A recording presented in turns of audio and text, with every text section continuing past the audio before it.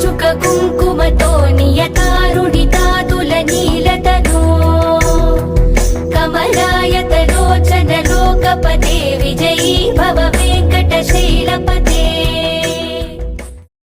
శ్రీ వెంకటేశ్వర అస్ట్రాలజీని వీక్షిస్తున్న ప్రేక్షకులకు నమస్కారం. ఈ వీడియోలో మనం ప్రధానంగా తెలుసుకోబోయే రాశి ఈ తులారాశి. ఈ 2024 సంవత్సరం ఈ తులారాశి గల వారికి అతి గొప్పగా అంశించే విషయాలను కానీ మనం పరిశీలించినట్లయితే, అతి గొప్పగా వీరి జీవితంలో జరగబోయే అంశాలు మనం చూసినట్లయితే, వీరికి 2 విషయాల్లో చాలా వరకు అనుకూలమైన యోగ్యత ఈ యొక్క 2024 సంవత్సరాల్లో కనిపిస్తుంది.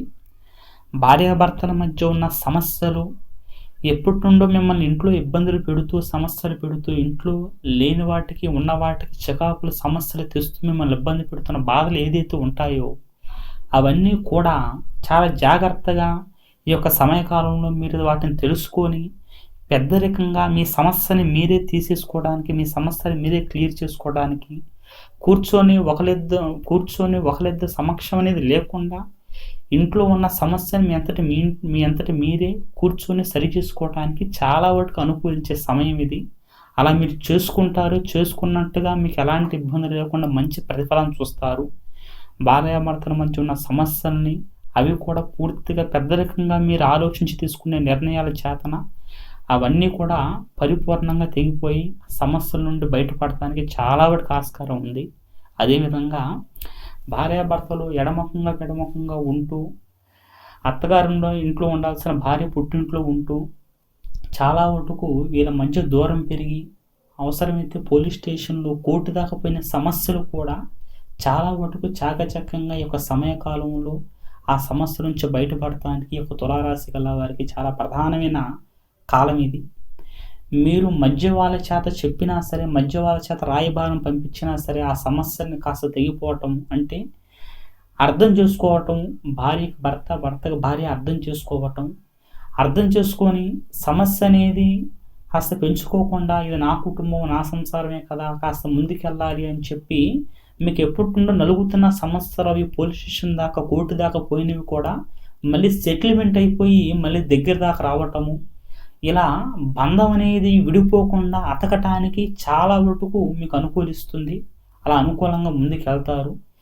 అదేవిధంగా సంతానరీత్యా ఉన్న సమస్యలు కూడా ఈ యొక్క సమయకాలంలో చాలా వరకు మీకు తెగిపోవటానికి, సంతానరీత్యా ఉన్న సమస్యలు తెగి మంచి వార్తలు వినటానికి చాలా అనుకూలమైన వార్త ఈ యొక్క సమయకాలంలో తులారాశి గల వారికి. అయితే మీరు పరిపూర్ణంగా మీ యొక్క జీవనంలో మీకున్న సమస్యలు తెగటానికి ఈ యొక్క సమయకాలం అనేది భార్యాభర్తల మధ్య మంచి ఒక బాండింగ్ నిలబెట్టుకొని ముందుకెళ్ళటానికి, ఉన్న సమస్యను క్లియర్ చేసుకోవటానికి, ఉన్న కోర్టు సమస్యల్ని తెంచుకోవటానికి, మీ అంతటి మీరు మాట్లాడితే ఆ ఒక ప్రతి మాట కూడా ఒక విలువతోటి ముందుకెళ్ళటానికి మంచి సమయం ఇది. అయితే మీరు ఎంత కష్టపడుతున్నప్పటికీ సమస్యల నుంచి బయట పడకపోతే మాత్రం ఖచ్చితంగా ఏదో ఒక అడ్డుగోడగా ఉందని చెప్పి గుర్తుంచుకోండి. అయితే కేవలము మీరు 1కి 10 యొక్క సమయకాలంలో కష్టపడే స్థితే ఉంది. కష్టపడితే మీకు వచ్చే ప్రతిఫలం 1కి 100 కనిపిస్తుంది. ఒకవేళ మీరు చేసే కష్టంలో పరిపూర్ణంగా మీ యొక్క కష్టం జెన్యూన్గా ఉన్నప్పటికీ ప్రతిఫలం అనేది రాకుండా చాలా వరకు మిమ్మల్ని ఇబ్బంది పెడుతున్నా, అరే ఏంటి స్వామి ఇలా చెప్తున్నా సరే మా పరిస్థితి ఇంకా ఇలాగే ఉంది, మేము ఇంకా మారవా, నా ప్రయత్నం నేను ఖచ్చితంగా చేస్తున్నాను కానీ ప్రతిఫలం ఏమాత్రం రావట్లేదు అని చెప్పి మీరు బాధపడుతున్నా సరే, మీ నుండి మీరు పడే బాధకు ఒక అర్థం ఉంది. కానీ ఇదంతా కూడా రాసులకు తగ్గట్టు చెప్పే అంశాలని చెప్పి గుర్తుంచుకోండి. ఎవరి జాతక స్థితి వేరేగా ఉంటుంది ఆ పేరుకు తగ్గట్టుగా. అయితే ఎంత వేరేగా ఉన్నప్పటికీ మీ యొక్క చేసే పని మీ యొక్క 100% మీరు ఎఫర్ట్ పెడితే చాలు. ఒకవేళ మీరు ఎఫర్ట్ పెట్టినా సరే ఆ ఒక సమస్యలు తెగకపోతే మాత్రం ఏదో ఒక అడ్డుగోడగా మీకు ఉందని చెప్పి గుర్తుంచుకోండి.